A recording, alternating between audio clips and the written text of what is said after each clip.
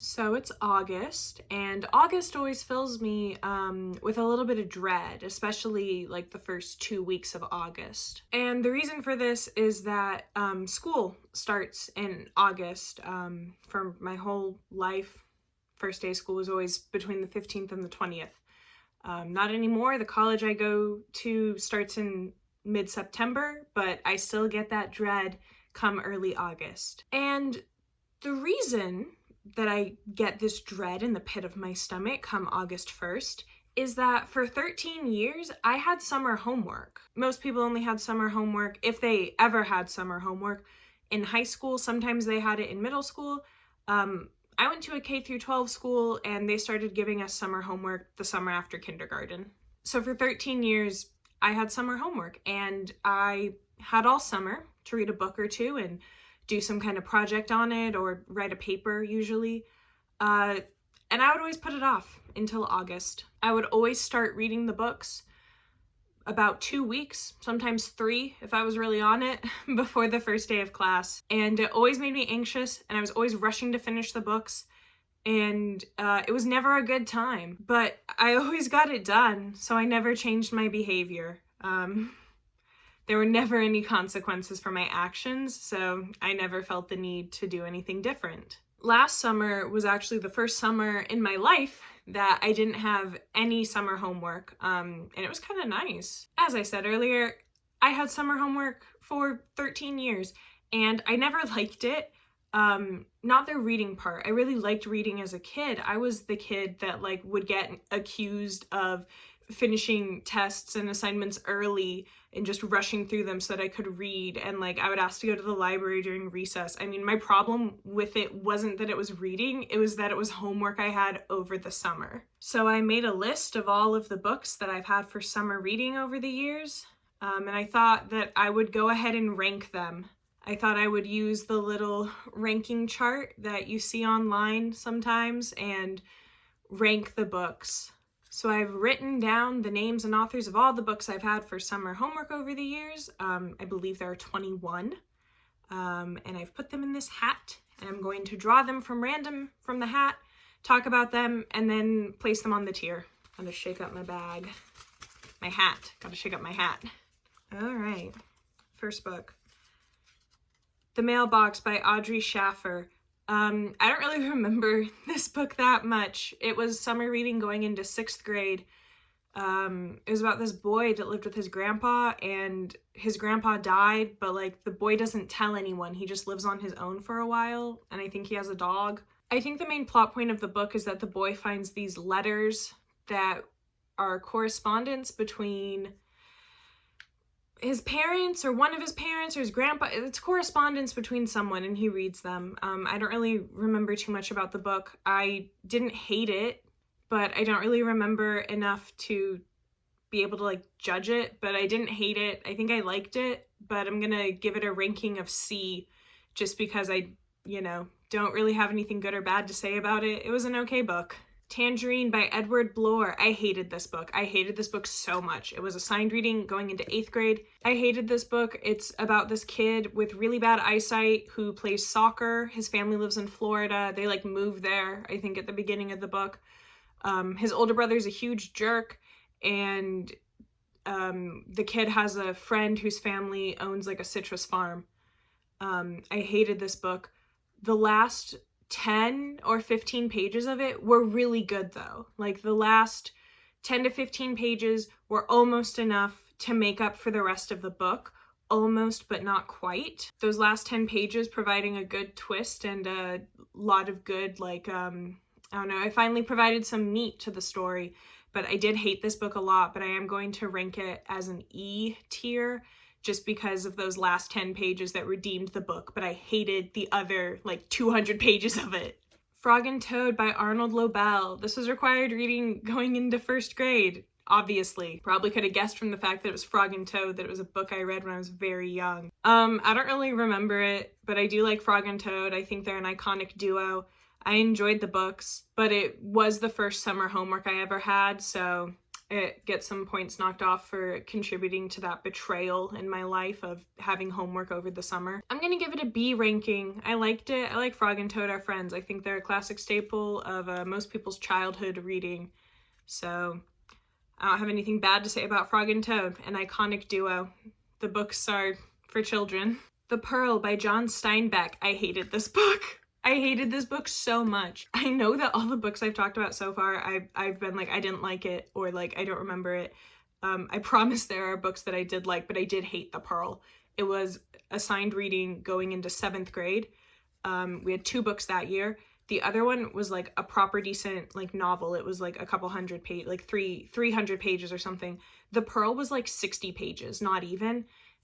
And it took me like 5 times as long to get through it. I hated it so much. It was so dry and it wasn't interesting, and I don't like Steinbeck's writing style. We had other books by Steinbeck as assigned reading throughout high school. Freshman year, we were supposed to read Cannery Row, and then it got cut from the curriculum partway through, so I never read it because I never started it.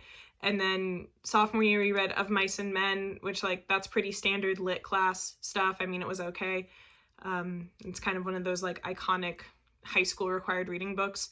But The Pearl, I hated this book so much. Like I can't even put into words the emotional distress caused by having to read The Pearl by John Steinbeck when I was like 13. Not even 12 or 13. I hated this book so much. F. It gets an F ranking. The Boxcar Children by Gertrude Chandler Warner.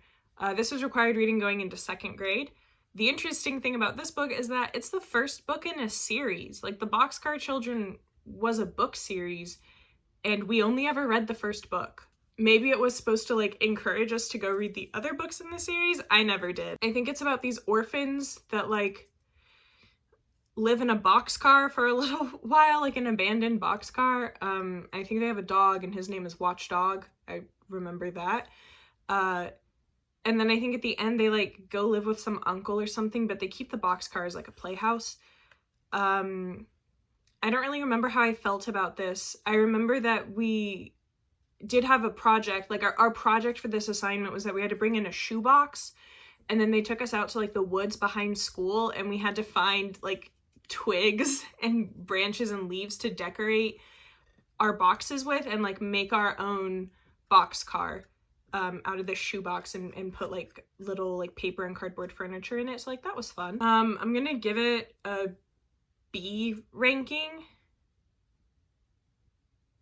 No, I'm gonna give it a C ranking just because I don't like really remember that much about it. I know I didn't hate it, but it clearly didn't stick with me, and I clearly was not inspired to read the other books in the series. Moon Over Manifest by Claire Vanderpool. This was assigned reading going into 7th grade. I really liked this book. It was really good. The author is local to my hometown, and I think that's one of the reasons that this was assigned reading. It had like just come out that year, but it's a really good book. I actually recommend this book. The book was really good. It's about this little girl that goes to live in this town called Manifest, which I don't think is a real town. It might be. But she goes to live there, and there's this older woman in the town that like she does yard work for. And the lady tells her stories about these 2 boys that grew up in the town like 20 or so years before the events of the book. So you have these like 2 parallel storylines of the little girl living in Manifest now and these 2 boys living in Manifest like 20 years prior. So I like stories that are like that, where they have like parallel timelines. It by Stephen King is the main book I can think of that does that. But Moon Over Manifest was really good. I recommend this book. Also, most of your friends probably haven't heard of it. So if you're looking for like a little indie, like, oh, I'm such a hipster with my lit book, read Moon Over Manifest. Because I actually like this book and I would recommend it, I'm going to give it an S tier ranking. Actually, talking about it kind of makes me want to go back and reread it. I know I have a copy of it somewhere in here, but I'm going to give it an S. Our first S ranking of the video. Hopefully not our last. Sapiens, A Brief History of Humankind by Yuval Noah Harari. This was assigned reading going into my freshman year of college. It's a really good book. I think it's really interesting. If you've ever been to Epcot at Disney World and you've gone on Spaceship Earth, which is the ride located inside the big golf ball, Spaceship Earth is personally my favorite ride in Epcot. I really like that one. But if you've ever been on Spaceship Earth, this book is kind of like Spaceship Earth the book, or I guess you could say that that ride is like Sapiens the ride. But yeah, if you like Spaceship Earth, you should read this book. If you like history and kind of seeing how everything kind of influences each other, I recommend this book.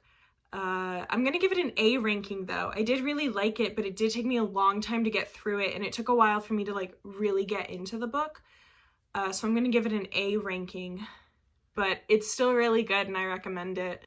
Animal Farm by George Orwell. This was summer reading going into my junior year of high school. I actually chose this book for my summer homework. At the end of my sophomore year, our English teacher gave us a list of like 100 or so books, and everyone had to pick a book, and I don't think you could have the same book as anyone else in the grade. You at least couldn't have the same book as anyone in your class, but you chose a book, you read it over the summer, and then throughout the year we wrote like 5 different essays about it. We wrote like a plot summary essay, and then like a biography of the author, and then an essay about the themes, and then an essay about symbolism, and then we like combined all of that information into one massive like 15 or 20 page paper.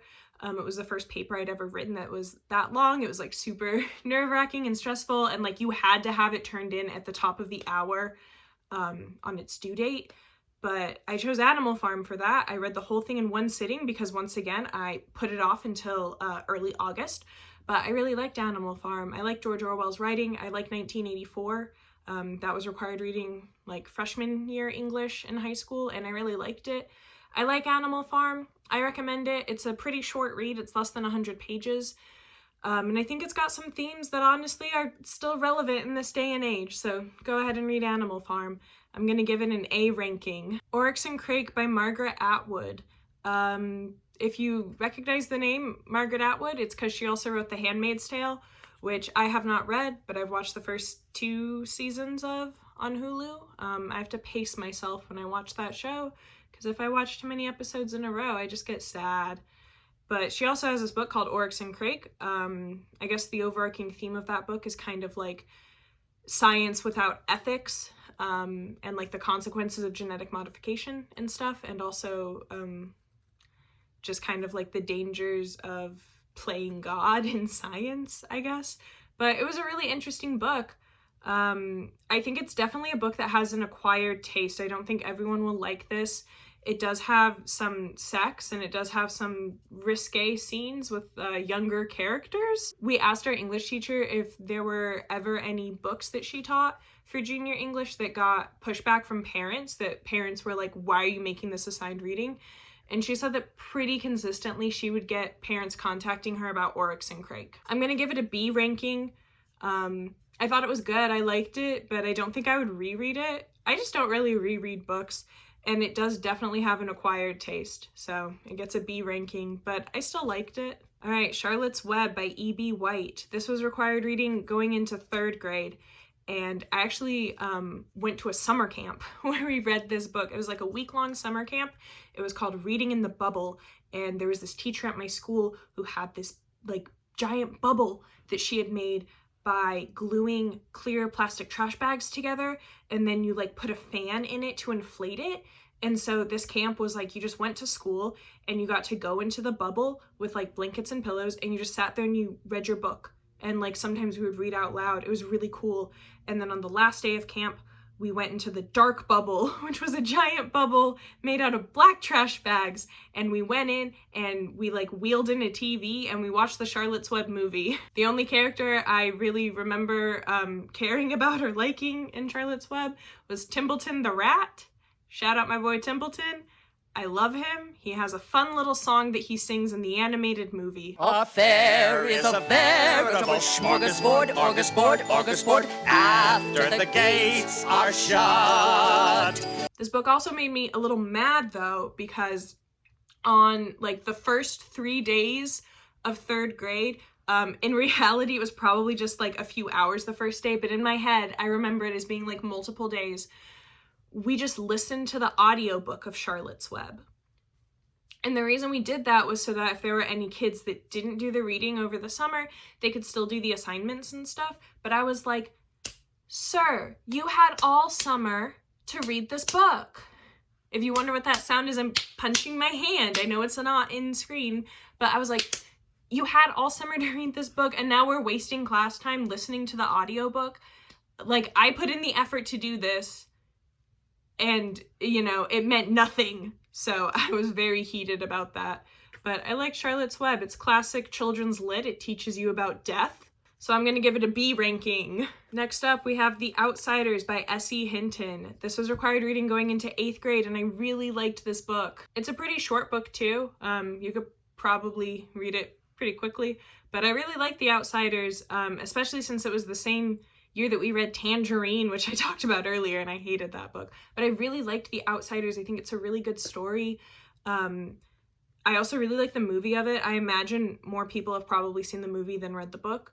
The movie has young Rob Lowe in it, but I really like The Outsiders. I like it so much that for a few years, I think, after reading the book, just saying or hearing someone say, like, stay golden, pony boy, would make me just, like, tear up.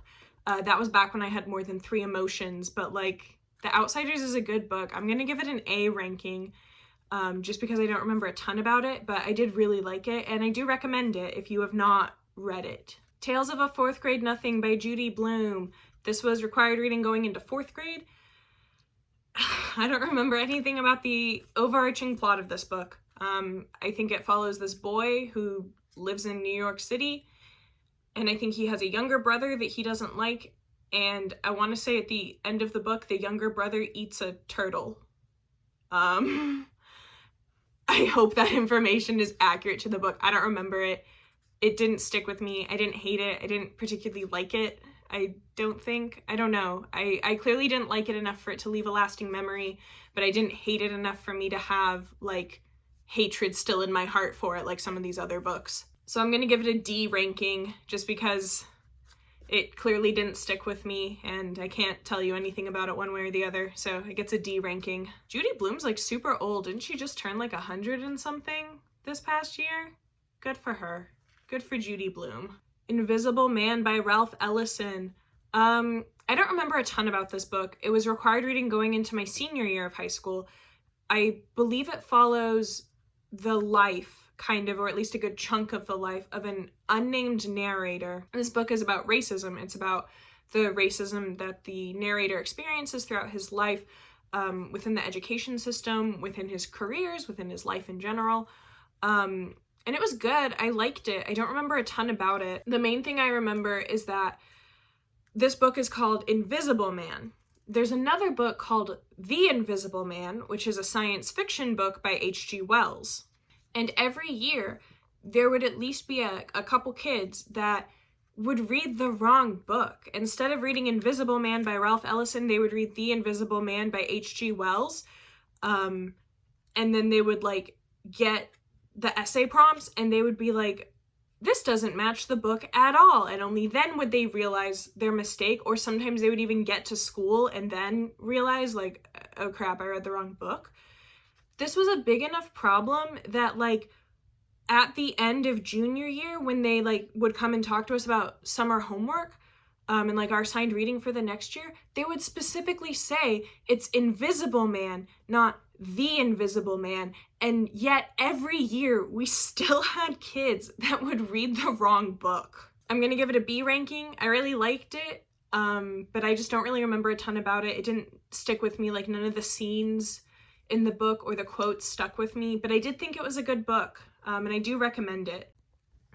My camera ran out of storage, so I had to go delete a bunch of old files so I could finish recording this video. Okay, next up, Writing Freedom by Pam Munoz Ryan. This was required reading going into 5th grade. It's about a horse girl, and she's an orphan, and she leaves the orphanage disguised as a boy, and then I think she just spends the rest of her life, like, pretending to be a man, and the book is about that. It just follows her. I didn't hate the book. I didn't like it. It is about a horse girl, so that gives me some mixed feelings, because horses, I have some complex feelings about them. I used to, like, go to summer camp a lot as a kid, because It's what you do in the summer, and both my parents worked, so I went to a lot of summer camps, and that's fun. I love summer camp. I loved camp. If you couldn't tell that about me, I have camp counselor energy, so I've been told. But I would ride horses at summer camp for 2 years, actually, in elementary school, like early elementary school, at least before 5th grade, because I still wore glasses instead of contacts, and I got contacts going into 5th grade. Anyways, for 2 years in a row, I went to a summer camp specifically where they taught you, like, how to ride a horse and how to, like, trot and gallop and, like, stuff like that. Like, they taught you how to, like, saddle your own horse and, like, feed and water it and, like, all this stuff. Like, it was really cool. I went to horse camp specifically for 2 years. I was never a horse girl, but, I do know how to ride a horse.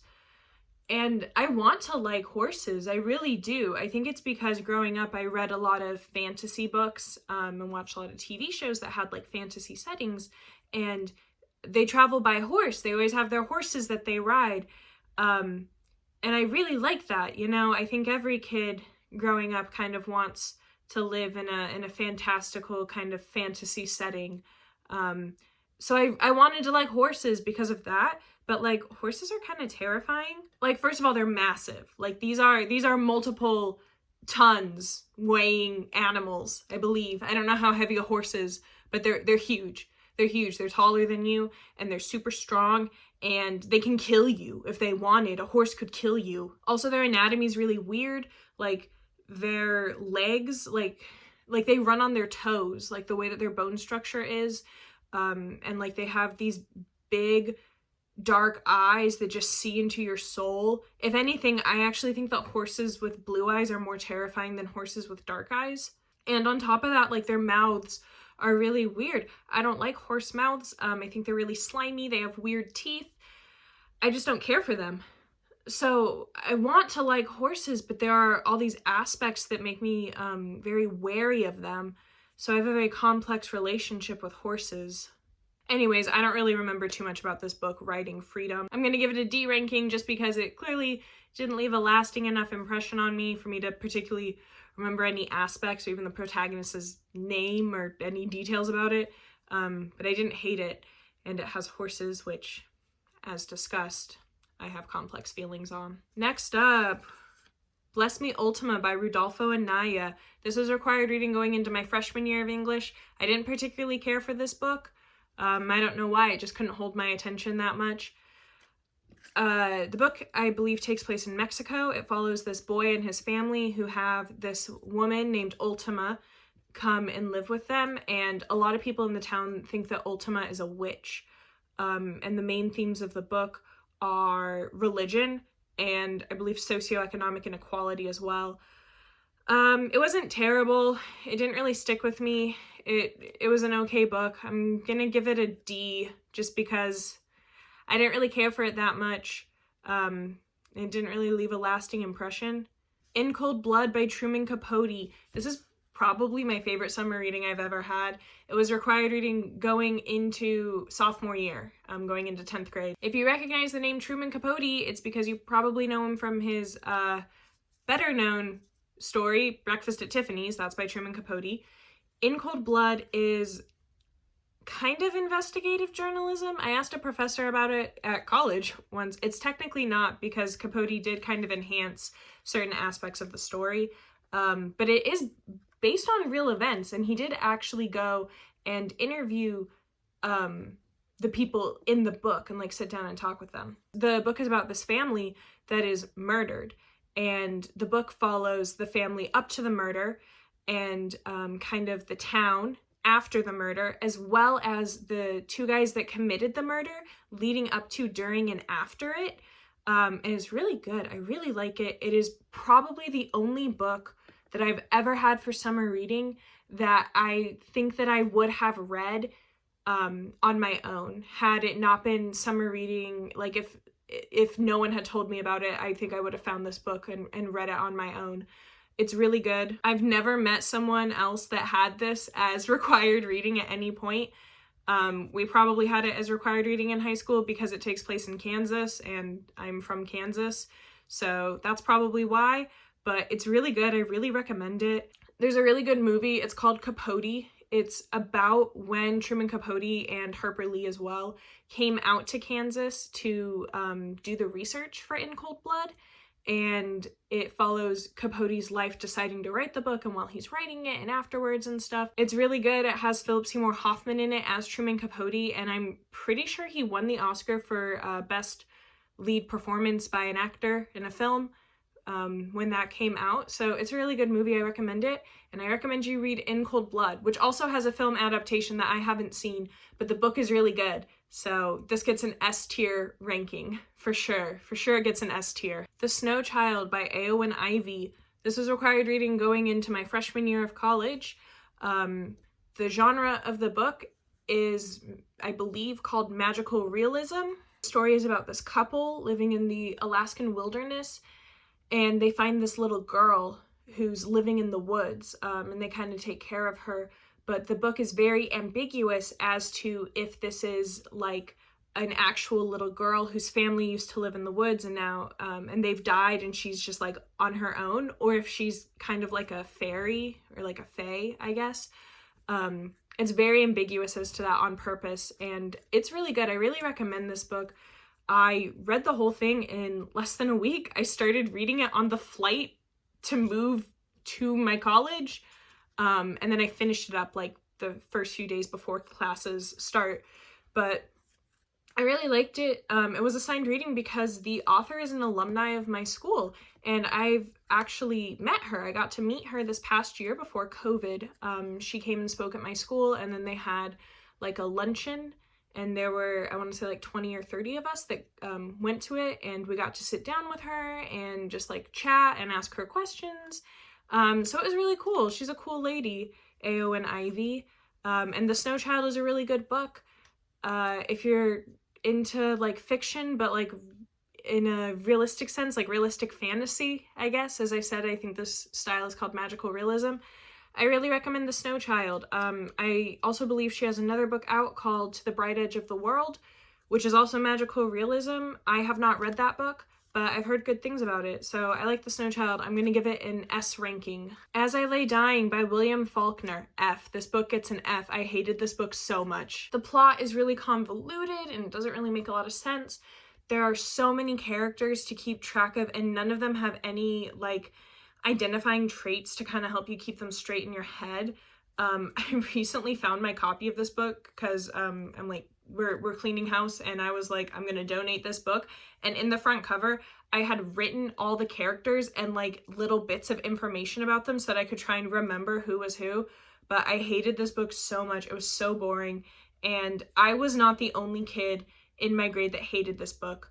Oh, this was required reading going into my sophomore year. I don't think I said that, but this was going into sophomore year, and I hated it, and other kids in my grade hated it, and we complained about it so much. We complained about how much we hated this book so much that they took it off the required reading list for the next year. They replaced it with a different book because we complained about it so much. We were like, this book is terrible. I hate this book. They removed it from the curriculum. Shiloh by Phyllis, Reynolds, Naylor. This was required reading going into 5th grade. It's about a boy and his dog. That's all I remember about it. I'm going to give it a D ranking because I don't remember anything about it. I know there's a movie about it, and I know that there are some sequels, I believe, but I can't tell you anything about this book other than it's about a boy and his dog, which is something you could guess from looking at the cover of the book. So it gets a D. I don't remember anything about it one way or the other. I clearly didn't love it or hate it. It didn't leave any lasting impression on me. The Schwa Was Here by Neil Shusterman. This is required reading going into 6th grade. It's about this kid that befriends this other kid that everyone calls the Schwa, and he's like this really quiet kid that kind of blends into the background. I don't remember what the plot of this book was. I do remember that there was a character in the book that was an old man who had 14 dogs, and each of the dogs was named after one of the 7 deadly sins or one of the 7 virtues, 7 holy virtues, I guess. And when one of the dogs died, he just replaced it with another dog that had the same name. So it was about this man that had 14 dogs. I think the protagonist character does something and has to like help the man out around his house. The guy also has a niece who's blind, and she goes on a date with the main character, like they go to the movies. But I don't remember anything about the plot. it was okay. I liked it. I'm gonna give it a C because I didn't hate it. I know that I liked it, but I don't remember anything about the plot. And our last book, The Metamorphosis by Franz Kafka. This was required reading going into senior year of high school. I really liked The Metamorphosis, you know, shout out to Gregor Samsa, who awoke as an insect. Yeah, I really liked it. It's a pretty short read, like some of the others on this list. I think it caps out at just under 100 or just around 100 pages. I used to work at a movie theater in high school, and one of the jobs you had at the movie theater, I can't remember what it was called. Can I tell this story? Yeah, it's been 3 years since I worked there. I don't plan on going back. I don't think there are any ramifications for me telling this story. Anyway, so when I worked at the movie theater, one of the jobs you could have was you went in and out of theaters and you just like kind of stood in the back and watched people to make sure that like no one was on their phone, and that like there weren't any couples making out and no one was recording. And if there was like a kid or a baby that started being fussy, that like the parents took it out to the hall. Your job is pretty much just to go theater to theater and make sure that like, you know, no one's viewing was being interrupted or disturbed by other guests of the theater. So when you were scheduled that for your shift, you were just on your own with an earpiece for the whole day, and you just walked around theaters. And I got scheduled that on a weekday, so a morning shift on a weekday. The theater's dead. The most recent Despicable Me movie had come out. It was Despicable Me 3, so that's showing in like all the theaters. So I was like, my job's gonna be easy. So I brought my phone with me. I had the book on my phone and I read it during my shift. Like I stood in the back with my phone brightness down. I read The Metamorphosis while Despicable Me 3 was playing in the background. So those two stories are forever linked in my mind. But I really liked The Metamorphosis. I thought it was really good. I liked it. It's good. I don't know. I don't think I can describe it that much. I don't remember a ton about it, but I did really like it. I'm gonna give it an A ranking because I thought it was a good story. I recommend it. I recommend The Metamorphosis. So that's it. No more books in my hat. I didn't mean to drop that. Overall, I would say I have some mixed feelings about summer homework. On one hand, I did like some of the books that I had to read over the years. On the other hand, I didn't like having homework over the summer, and I never realized or put in the effort to finish the books before August. I wish I had been smart and just knocked them out the first few weeks of the summer so that I could then have the rest of the summer to not stress about homework. But I always waited and finished them like in the last 2 to 3 weeks before school started, and it was always very stressful. So those are the 21 books, I believe, I've had for summer reading over the year. Quite a journey, quite a reflective look through my education. Lifelong learning is important, so if any of these books you haven't read from my little blurbs on them, you feel like they'd appeal to you, go ahead and read them, you know? Buy local or buy on Kindle, which isn't local. I know I just contradicted myself, but hey, what are you gonna do? Or check them out from your local library. There are a lot of online library resources. You know, reading is good. That's the takeaway from this video. Reading is good. Having fun isn't hard when you've got a library card. Having fun isn't hard when you've got a library card. I think this is probably going to be the last video I film in this room, not to be confused with the last video I upload that was filmed in this room. I don't always film my videos in the order I'm going to upload them in. Anyways, I think this is the last video I'm filming in this room, and I want to talk about this blanket here on the bed behind me. I could be wrong. This could totally not be the story behind this blanket. This could be a totally different blanket I'm thinking of, but I believe the story behind this blanket is that when my parents were dating back in the mid to late 90s, they went to visit my mom's grandma, Blanche, who was a firecracker of a woman. And Blanche pulls my dad aside and is like, hey, I want you to have this blanket.